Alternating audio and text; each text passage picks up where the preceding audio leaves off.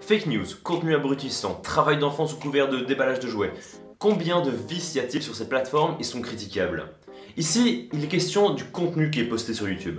Mais qu'en est-il de la plateforme en elle-même? Que ce soit l'algorithme ou la monétisation, que peux-tu m'en dire sans les critiquer? Et si je te disais que la cause de tous ces problèmes n'était pas YouTube, mais toi? Aujourd'hui, je te livre ma solution à la démonétisation. Quand on parle de l'algorithme YouTube, on parle du système informatique qui a été mis en place par les développeurs de chez YouTube afin de mettre en avant des vidéos pour les utilisateurs, pour que la vidéo soit la plus pertinente possible et que tu restes le plus longtemps possible sur la plateforme sans te noyer dans la masse de vidéos qui sont postées chaque minute. Mise en avant du contenu débilisant et clickbait, mise en retrait des chaînes plus culturelles, incitation à quémander des likes et des commentaires. Toutes sont des critiques qui reviennent quand il s'agit de parler de l'algorithme et de son fonctionnement pourtant inconnu.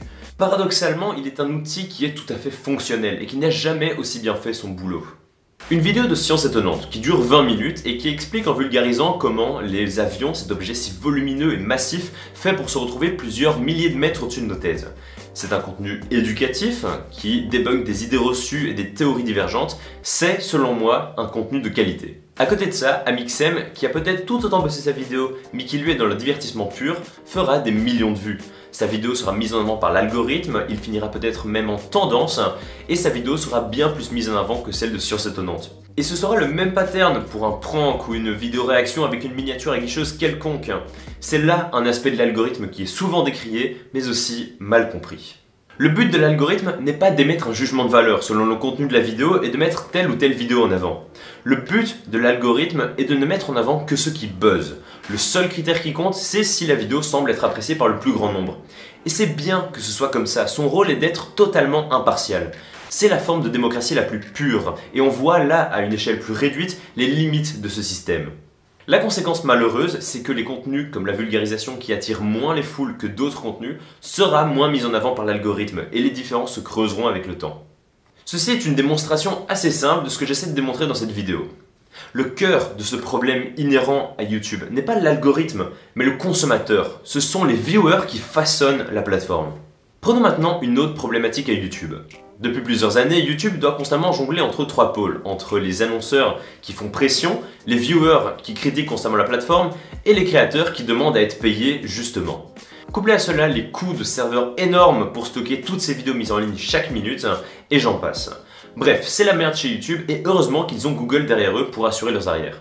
La conséquence, c'est que YouTube essaie d'être rentable autant qu'il peut. De la pub est foutue de partout, tandis qu'ils essaient de transformer leurs consommateurs en véritables profils publicitaires pour vendre du temps de cerveau disponible aux annonceurs. Plus les créateurs ont de visibilité et plus ils foutent de pub, plus ils touchent d'argent. C'est là le business model de YouTube. Prenons maintenant en comparaison le business model d'un autre service en ligne sur lequel je passe aussi énormément de temps, Medium.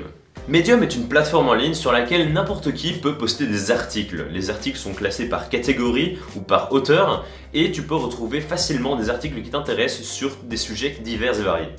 Le site n'affiche aucune publicité. Aucun annonceur ne peut distraire un lecteur de son article. Ça veut aussi dire qu'il n'y a pas d'annonceur pour faire pression sur le contenu qu'il y a dans les articles. Les auteurs peuvent s'exprimer librement dans les mots qu'ils choisissent et sans avoir à se censurer.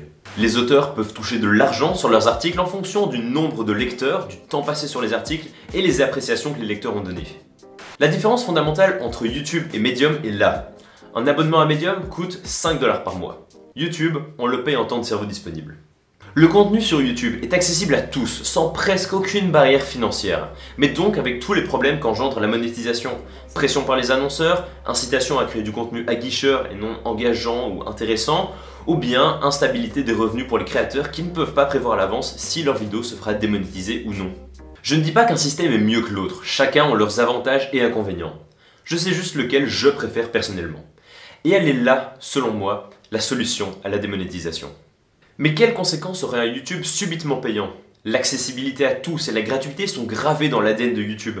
Difficile de voir les effets qu'aurait une telle transition, mais on peut déjà voir les premiers échos avec les memberships, qui sont depuis peu sur YouTube. Les memberships sont un service proposé aux créateurs via lequel un abonné peut payer 5 € par mois afin de recevoir des fonctionnalités un peu spéciales sur la chaîne ou bien recevoir du contenu exclusif.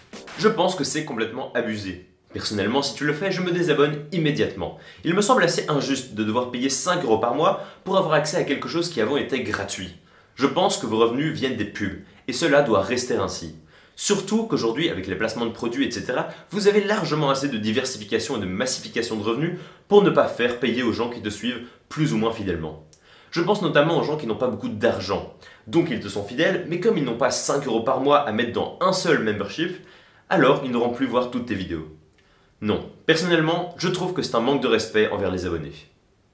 Si la situation problématique ne change pas pour le moment, c'est-à-dire YouTube continue à se faire mettre la pression par les annonceurs et les créateurs sont instables financièrement et souvent dans des situations précaires, c'est parce que nous ne voulons pas que ça change. C'est notre faute. On est dans la meilleure des situations.